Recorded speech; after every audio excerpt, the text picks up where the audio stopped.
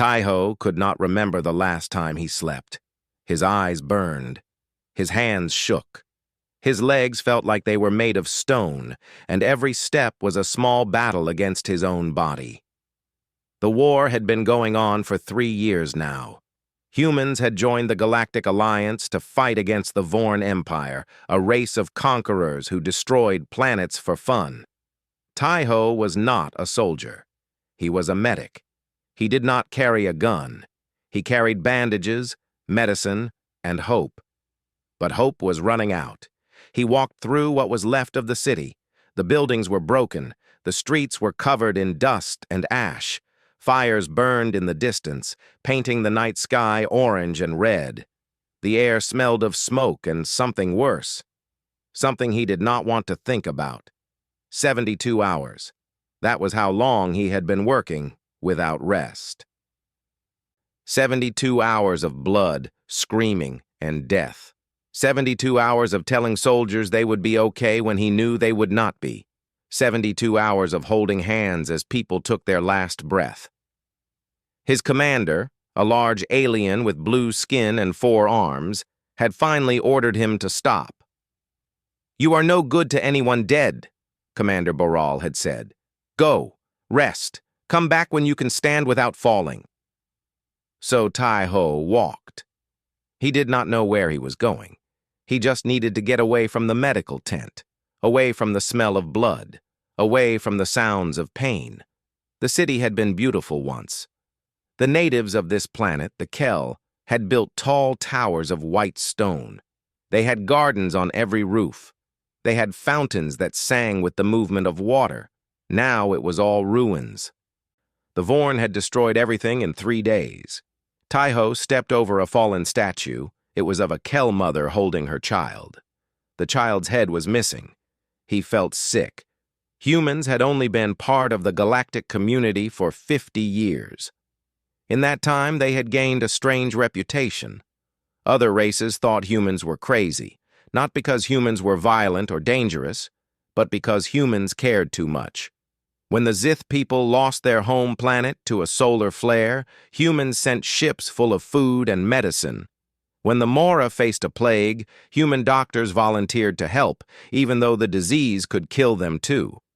When the Kel asked for help against the Vorn, humans were the first to answer. Other races did not understand. Why would you risk your life for strangers? Why would you give your food to people you had never met? Why would you cry for the dead of another species? Taiho did not have a good answer. He just knew that when someone was hurt, he had to help. It was not a choice. It was just who he was. His foot caught on something and he almost fell. He looked down and saw a child's toy, a small stuffed animal, burned on one side. He picked it up and held it for a moment. Then he put it down gently, as if it might still matter to someone. The wind picked up, carrying more ash and dust. Taiho pulled his jacket tighter around himself. The nights on this planet were cold. He needed to find shelter before he froze. He saw a building that was still mostly standing. It had been a school, he thought. There were pictures on the walls, drawn by young Kel children, pictures of families, pictures of the sun, pictures of dreams that would never come true now. Taiho found a corner that was protected from the wind. He sat down with his back against the wall. His medical bag was almost empty. He had used everything he had. All he had left was a single nutrient pack, some bandages, and a small bottle of painkillers. He closed his eyes. Maybe he could sleep for just a few minutes, just a little rest. Then he would go back and help again. But sleep did not come. His mind was too full. He kept seeing faces. The young Kel soldier who had lost both his legs. The human pilot whose burns covered half her body. The old Kel grandmother who had refused treatment so that younger people could be saved first. Taiho had seen so much death. He had held so many dying people. And for what? The war was not ending. The Vorn kept coming. For every enemy they killed, 2 more appeared. He opened his eyes and stared at the dark sky. The stars were hidden by smoke. Somewhere up there, ships were fighting. Somewhere up there, more people were dying. He wondered if his family knew where he was. His mother back on Earth had cried when he told her he was joining the medical corps. "You have a good heart," she had said, "but a good heart can be broken." She was right. His heart was breaking. Every day, a little more. A sound made him stop breathing. It was soft, so soft he almost missed it. A small cry like a child whimpering. Taiho sat up straight. He listened carefully. The sound came again. It was coming from somewhere nearby, somewhere in the ruins. He should ignore it. He was too tired. He had nothing left to give. Someone else could help. But he was already standing up, because that was the thing about humans. No matter how tired they were, no matter how broken, they could not ignore the sound of someone crying. Taiho picked up his medical bag and started walking toward the sound. His legs screamed at him to stop. His eyes begged him to close them. His whole body wanted to collapse. But someone needed help. And Taiho was a medic. He climbed over broken walls and pushed through fallen doors. The crying got louder. It was definitely a child. A young child from the sound of it. "Hello?" he called out. His voice was rough from the smoke. "Is someone there? I'm a medic. I can help you." The crying stopped for a moment. Then it started again, even louder than before. Taiho moved faster. He squeezed through a narrow gap between two collapsed walls. He ducked under a broken beam. And then he saw it, a hole in the ground. A basement, maybe. Or a cellar. The crying was coming from down there. Taiho got down on his knees and looked into the darkness. He could not see anything. He pulled out a small light from his bag and shone it down. What he saw made him freeze. It was not a Kel child. It was not a human child. It was something that should not exist. Taiho's light shook in his trembling hand as he stared at the impossible creature below. All his exhaustion was suddenly gone, replaced by pure shock. In the darkness of the hole, looking up at him with tears streaming down its face, was a baby dragon. Taiho did not move. He could not move. His brain was trying to understand what his eyes were seeing, and it was failing. Dragons were not real. Everyone knew that. They were myths, old stories that ancient races told their children. Some species believed dragons had existed millions of years ago, before the first civilizations rose. But they were gone now, extinct, forgotten. Yet here, one was. The creature was small, maybe the size of a large dog. Its scales were the color of deep emeralds, but many of them were torn or missing. Dark blood covered its body. One of its wings hung at a wrong angle, clearly broken.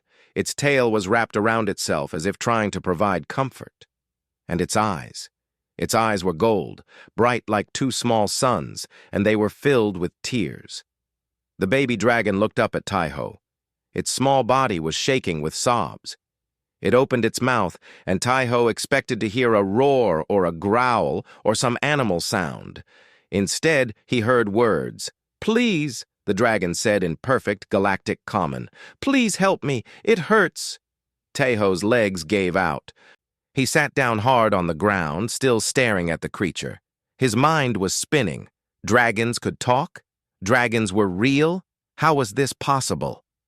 "I am dreaming," he said out loud. "I am too tired. I am seeing things." The dragon let out another sob. "You are not dreaming. I am real. Please, please do not leave me here." Its voice was young, like a child, a scared, hurt child who was alone in the dark. Something in Taiho's chest moved. That thing that always made him help. That thing that his mother said would break his heart. It pushed through his shock and his confusion and his fear. He looked around and found a way down into the hole. There was a broken staircase on one side. It was dangerous, but he could make it. "I am coming down," he said. "Do not be scared. I am a medic. I help people. I am not people." the dragon said quietly. I am a monster. Everyone says dragons are monsters. Taeho carefully climbed down the broken stairs. Pieces of stone fell away under his feet, but he kept going. When he reached the bottom, he turned on his light and walked slowly toward the dragon. Up close, the creature looked even worse. The wounds were deep. Whatever had hurt it had been trying to kill it. Taeho could see bones through some of the cuts. He knelt down in front of the dragon. It pulled back, afraid. My name is Taeho, he said softly. I am not going to hurt you. I promise. Can you tell me your name? The dragon looked at him for a long moment. Its golden eyes studied his face. Then, very quietly, it spoke. Nari. My name is Nari.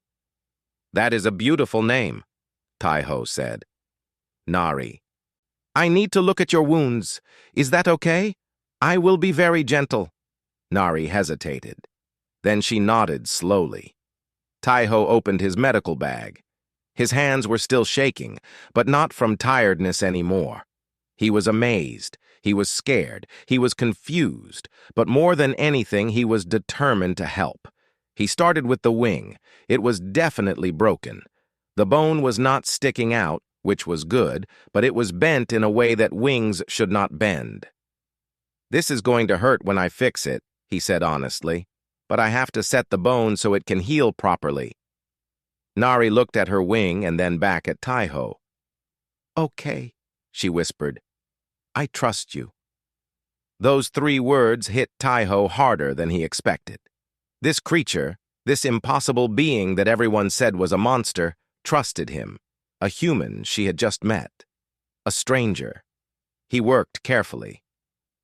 When he set the bone, Nari cried out in pain, but she did not pull away.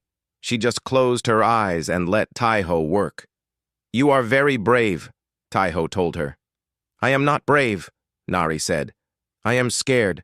I have been scared for so long. Being brave does not mean you are not scared, Taeho said. Being brave means you keep going even when you are scared. He bandaged the wing as best he could. Then he moved to the other wounds. There were so many. Too many. His supplies were almost gone. Who did this to you? He asked as he cleaned a deep cut on her side. Nari was quiet for a moment. Then she said, Hunters. They found me 3 days ago. They wanted to sell me. Dragons are worth a lot of money. Our scales, our blood, our bones, all of it is valuable. Taeho felt anger rise in his chest. They tried to kill you for money? They tried to take me. I fought back. I hurt some of them. So they hurt me worse. Nari's voice broke. I ran away and hid here. I thought I was going to die. I thought no one would ever find me. Taeho finished cleaning the wound and started to wrap it. Where is your family? Your parents?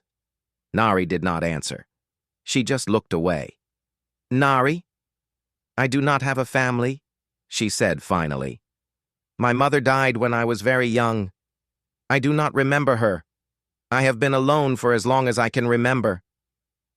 Taeho stopped what he was doing.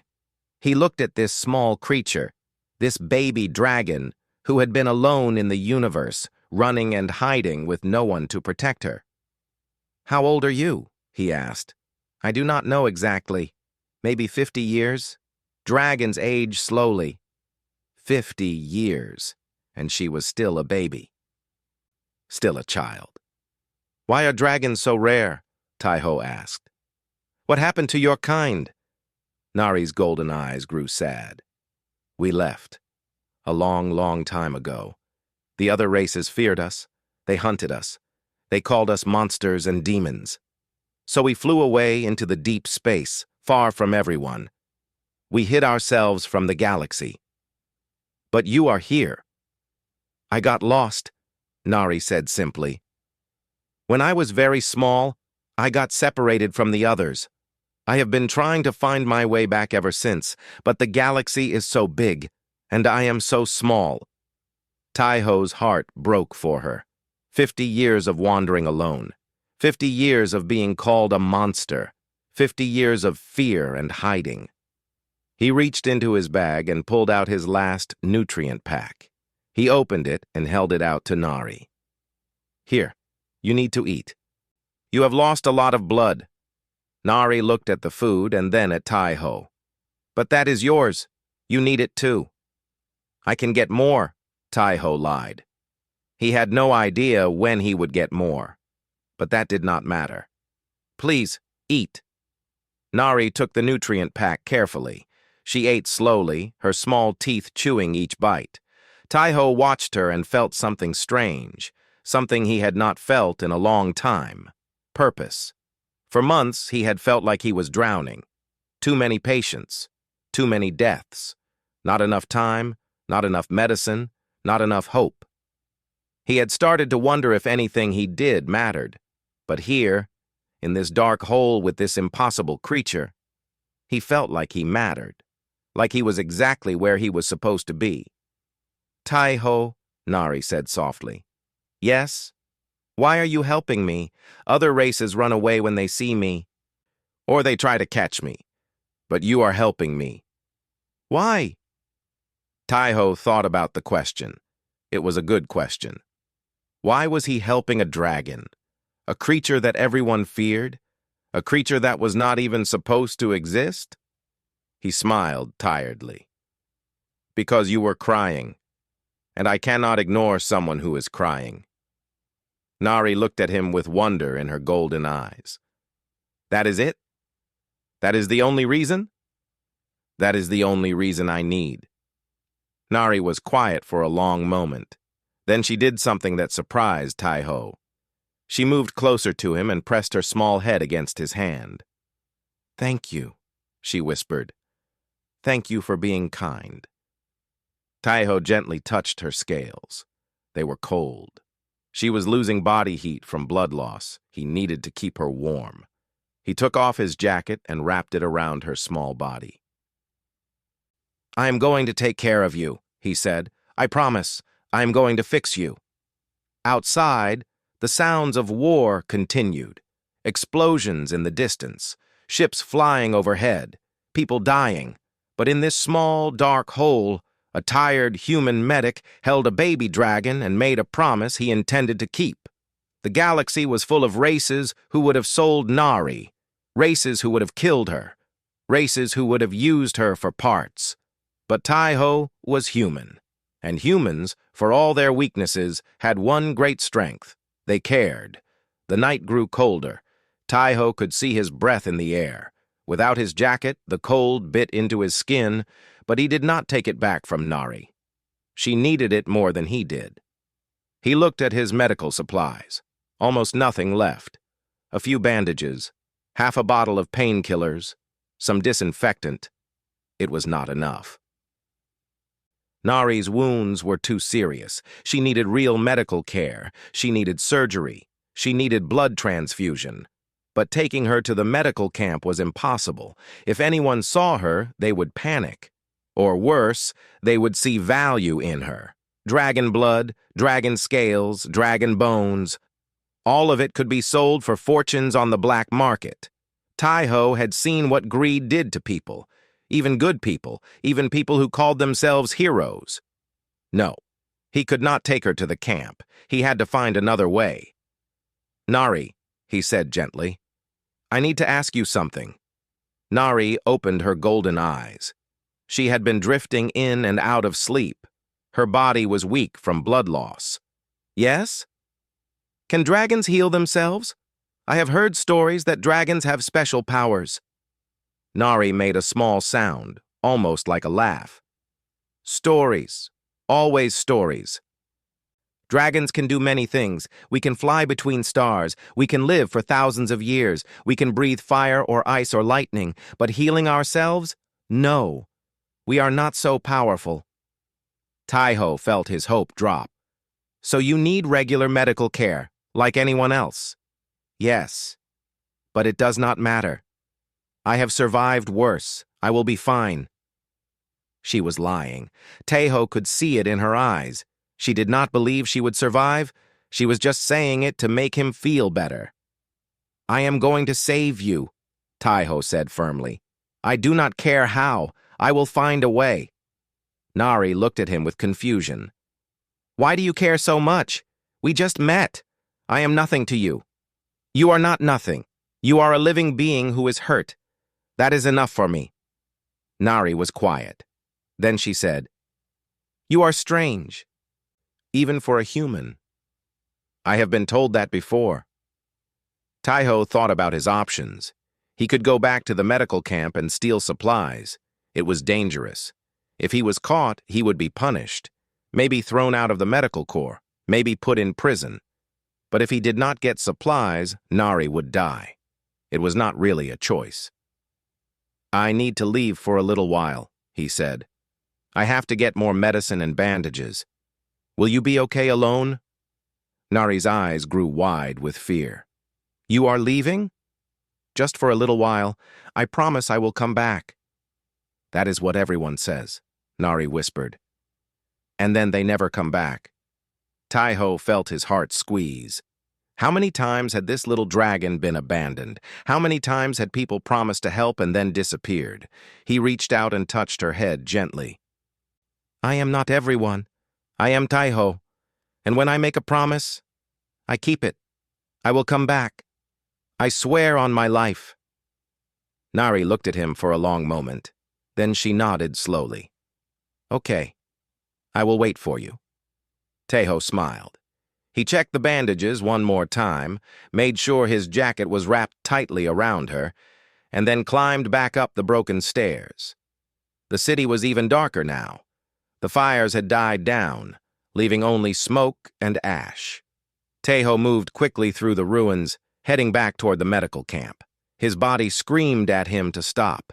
He had been awake for over 80 hours now. His muscles were cramping. His vision was blurring at the edges, but he kept moving. Every time he wanted to stop, he thought of Nari, her golden eyes, her small voice, her trust. The medical camp was busy when he arrived. There were always new wounded coming in. Doctors and nurses rushed around, trying to save lives with too few resources. Taiho slipped in through a side entrance. He knew the camp well. He knew where everything was kept. The supply room was guarded by a single soldier.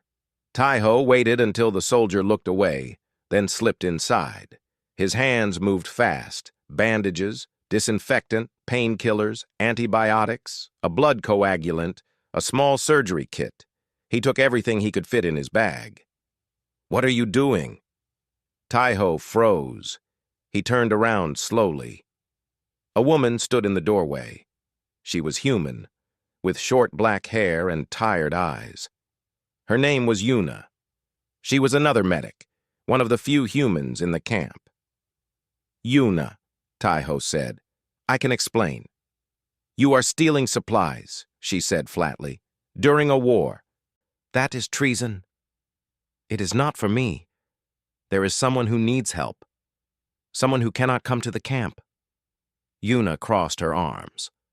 Who? Taiho hesitated. He did not know if he could trust her. He did not know if he could trust anyone, but he had no choice. If I tell you, you have to promise not to tell anyone else. You have to promise to keep it secret. Yuna studied him. She had known Taiho for 2 years. They had worked together through some of the worst battles. She knew he was a good person. She knew he would not steal without a reason. Okay, she said finally. Tell me. Taiho told her everything, about the crying in the ruins, about finding Nari, about the baby dragon who was alone and hurt and scared. When he finished, Yuna was silent for a long time. A dragon, she said at last. You found a real dragon? Yes, and she will die if I do not help her. Do you know how much a dragon is worth? The hunters would pay millions. We could fund the entire war effort. Taiho felt cold. So you want to sell her? Yuna looked at him. Then she smiled. No, you idiot. I want to help you save her. Taiho blinked. What? I became a medic to save lives, not to sell people for money. She grabbed her own bag and started filling it with supplies. You are not the only one who cares, Tai-Ho. Now hurry up. Your dragon is waiting.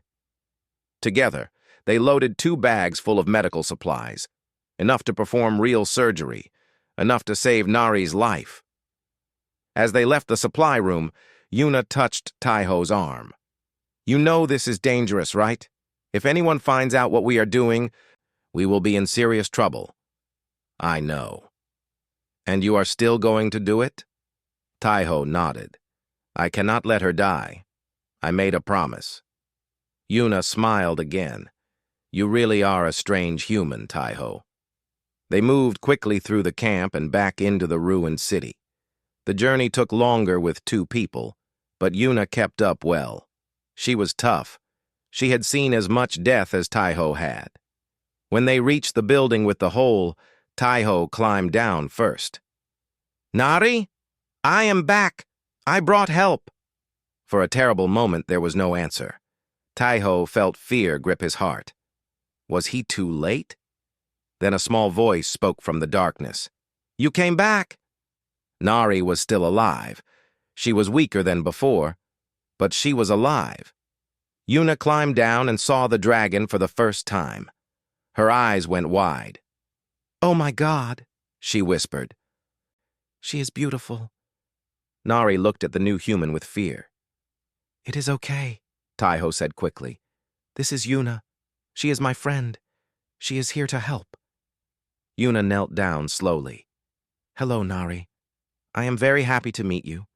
We are going to make you better, okay? Nari looked at Tai-Ho. He nodded. Then Nari looked back at Yuna. Okay, she said softly. I trust you, because Tai-Ho trusts you. Yuna and Tai-Ho exchanged a look. Then they got to work. Outside, the war continued. Death and destruction everywhere. Hate and fear ruling the galaxy. But in this small hole in the ground, 2 humans worked through the night to save a creature that everyone else had forgotten. Because that was what humans did. They chose to care. Even when it was hard. Even when it was dangerous. Even when it made no sense. They chose to care anyway. The surgery took 6 hours. Tai-Ho and Yuna worked without rest. They cleaned wounds. They stitched torn flesh. They set broken bones. They gave Nari medicine to fight infection and drugs to dull the pain. Nari was brave through all of it. She did not cry. She did not scream. She just lay there, watching the 2 humans with her golden eyes, trusting them completely. When the worst was over, Tai-Ho sat back against the wall. He was beyond tired now. His hands were covered in Nari's blood. His eyes could barely stay open. But he felt something he had not felt in months. Hope. She is going to live, Yuna said quietly. She was sitting on the other side of Nari, looking just as exhausted as Tai-Ho. The wounds were bad, but we got to her in time. Tai-Ho nodded. He looked at Nari. She was sleeping now, her small body rising and falling with each breath. His jacket was still wrapped around her. What do we do now? Yuna asked. We cannot keep her here forever. The building could collapse at any time, and people will start looking for us soon. Tai-Ho had been thinking about the same thing. They needed a safe place, somewhere hidden, somewhere Nari could heal without fear. There is an old bunker outside the city, he said. The soldiers used it at the start of the war, but it was abandoned when the front lines moved. It should be empty now. Yuna considered this. Can we move her? We have to. It is our only option. They waited until Nari woke up. It took another 2 hours. When her golden eyes opened, she looked confused for a moment. Then she saw Tai-Ho and relaxed. You are still here, she said. I told you I would stay. Nari smiled.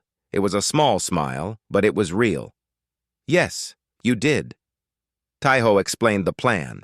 They would carry her to the bunker. It would be a long walk, maybe 2 hours. Could she handle it? Nari nodded. I can handle it. I have handled worse. They wrapped her in blankets and Tai-Ho carried her in his arms.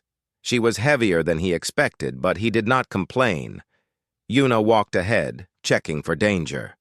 The journey was slow and careful. They stayed away from the main roads. They hid whenever they heard sounds. Twice, they saw groups of Vorn soldiers in the distance and had to wait until they passed. Through it all, Nari stayed quiet. She pressed her head against Taiho's chest and closed her eyes. He could feel her heart beating, slow and steady.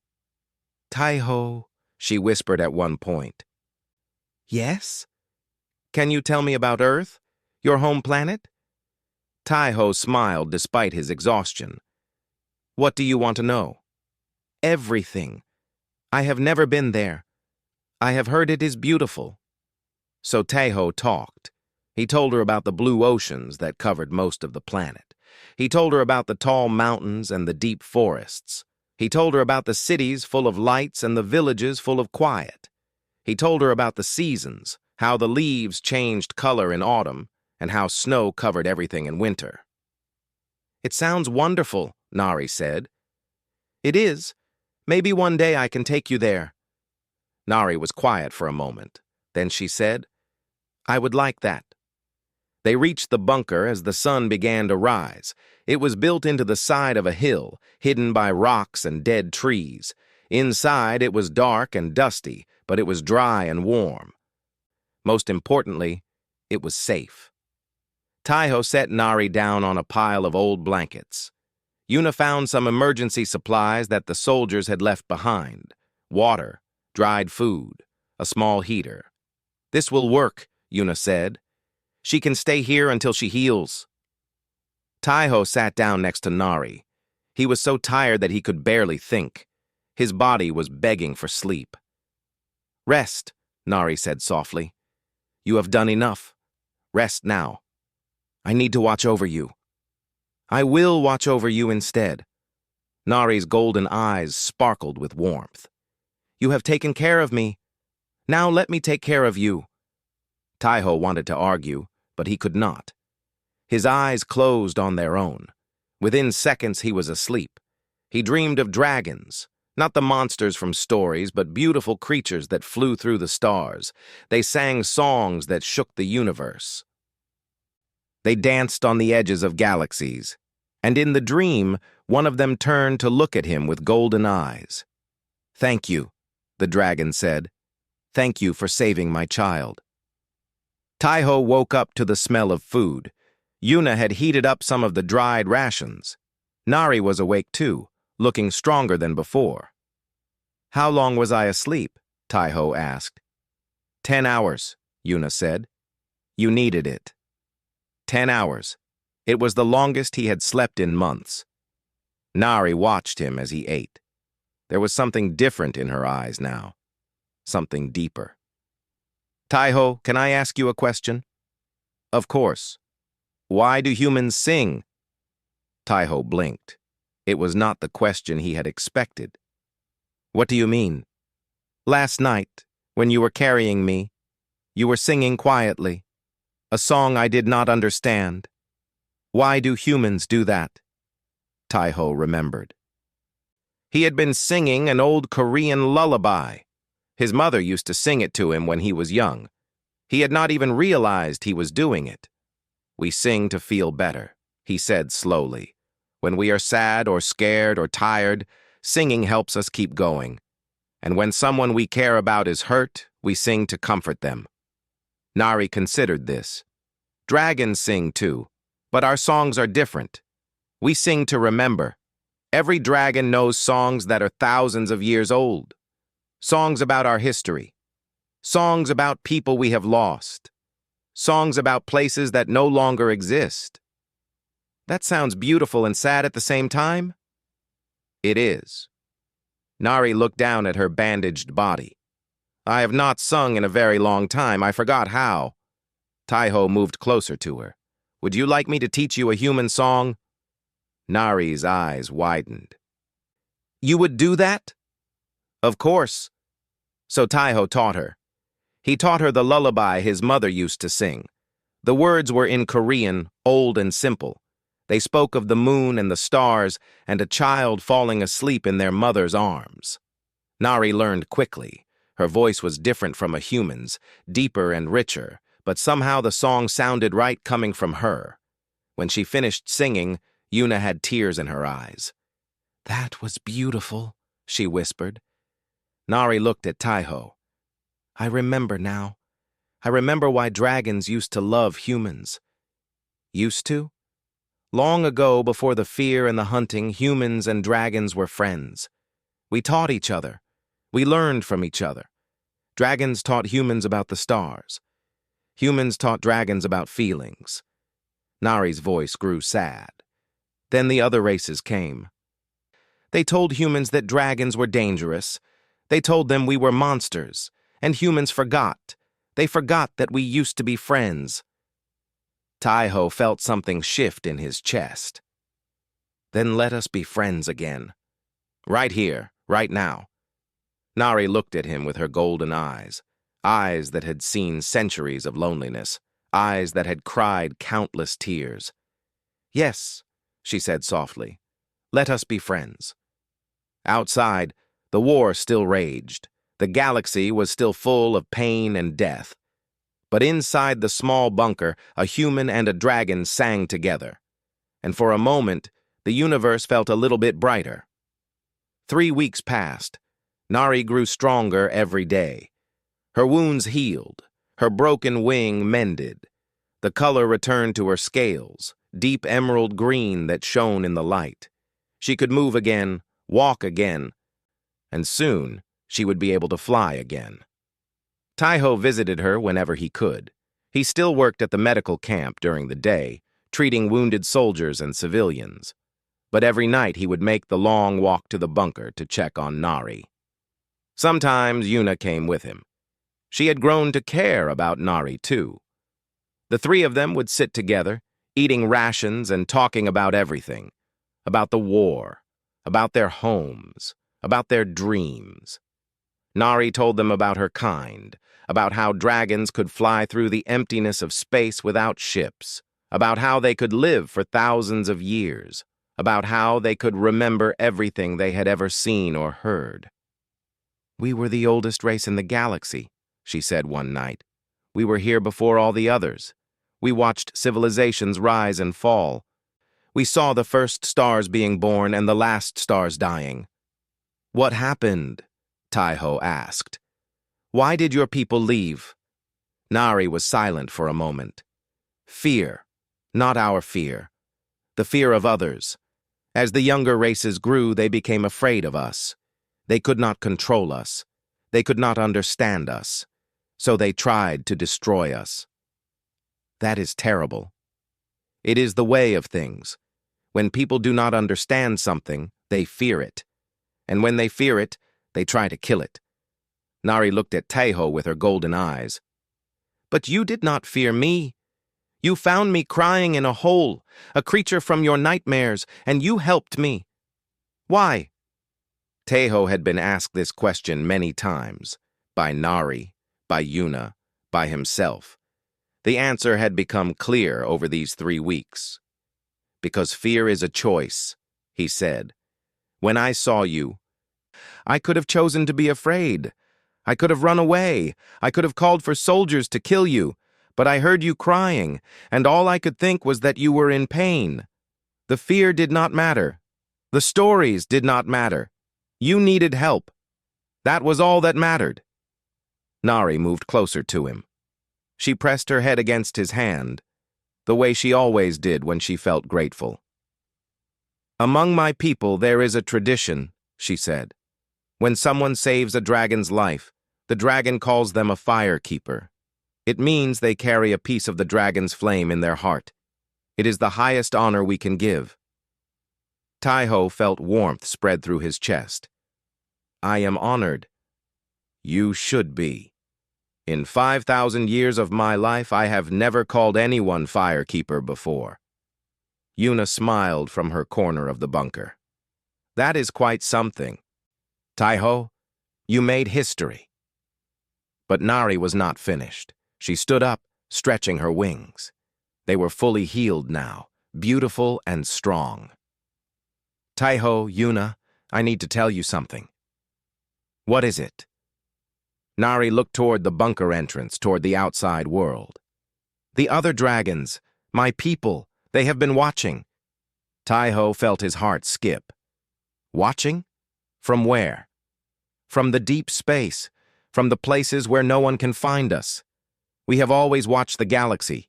We watch everything. Nari turned back to them. They saw what you did for me. They saw how you risked everything to save a dragon you had never met. They saw how humans care. Yuna leaned forward. What does that mean? It means they are considering coming back. The words hung in the air. Dragons, coming back, after millions of years of hiding. The war, Nari continued. The Vorn Empire. My people have been debating whether to help. For centuries we have stayed hidden, stayed safe. But watching you two, watching how humans fight for each other, for strangers, for creatures they do not understand, it reminded them of something they had forgotten. What did they forget? Hope. Nari's voice was strong now, no longer the scared whisper of a hurt child. Humans have hope. Even when everything is dark, even when the war seems endless, you keep fighting, you keep helping, you keep caring. That is something dragons have not seen in a very long time. Taiho did not know what to say. He had just been trying to save one baby dragon. He had not thought about the bigger picture. He had not thought about changing the galaxy. I cannot promise anything, Nari said. The decision is not mine to make. But my people are listening now. They are watching. And for the first time in a million years, they are considering reaching out. Yuna stood up. If dragons joined the fight against the Vorn, the war could end. Millions of lives could be saved. Yes. Because of Taiho? Because he helped you? Nari nodded. One act of kindness. That is all it takes. One person choosing to help instead of hurt. One person choosing to care instead of fear. Taiho stood up too. His legs were steady now. His exhaustion was gone. He felt something rising in his chest, something powerful. Nari, I did not help you because I wanted to change the galaxy. I helped you because it was the right thing to do. I know, Nari said. That is why it matters. If you had helped me for power or fame or reward, it would mean nothing. But you helped me because you could not ignore someone who was hurting. That is the purest form of good. Nari spread her wings. They filled the bunker, emerald and magnificent. The other races in the galaxy, they use strength to measure worth. They respect power. They worship control. But humans are different. You measure worth by kindness. You respect compassion. You worship love. She looked at Taiho and Yuna with her ancient golden eyes. That is why humans are special. Not because you are strong, not because you are smart, but because when someone is crying, you cannot look away. When someone is hurt, you cannot ignore them. When someone needs help, you help. Taiho felt tears forming in his eyes. He did not try to stop them. Nari, will you be leaving? Soon. I need to return to my people. I need to tell them what I have seen, what I have learned. Her voice softened. But I will never forget you, Taiho. Firekeeper, my friend. And I will never forget you. Nari moved closer. She touched her forehead to Taiho's, and he felt warmth flooding through him. Ancient warmth. Dragon warmth. A piece of my flame is now in your heart, she whispered. Forever. No matter where you go, no matter how dark the world becomes, you will carry my light with you. When she pulled away, Taiho could feel it. A warmth in his chest that had not been there before. It was not hot. It was comforting, like a candle in the darkness. Nari turned to Yuna and did the same. You too, Yuna. Firekeeper, friend. Yuna was crying too. Thank you, Nari. Thank you for letting us help you. Nari smiled, a dragon's smile, full of teeth and light. No. Thank you. Thank you for reminding me that kindness still exists. That night, Nari flew away. She rose into the sky on emerald wings, circled once over the bunker, and then shot upward toward the stars. Taiho and Yuna watched until she disappeared. The war continued. The Vorn still attacked. People still died. But somewhere in the deep space, dragons were talking. Dragons were considering. Dragons were remembering what they had forgotten long ago. That kindness was stronger than fear. That love was stronger than hate. That one exhausted human medic, too tired to think, too caring to stop, could change everything by simply refusing to look away from a crying child. And somewhere in Taiho's chest, a dragon's flame burned. It would burn forever, because that was the human way, to carry fire, to carry hope, to carry on.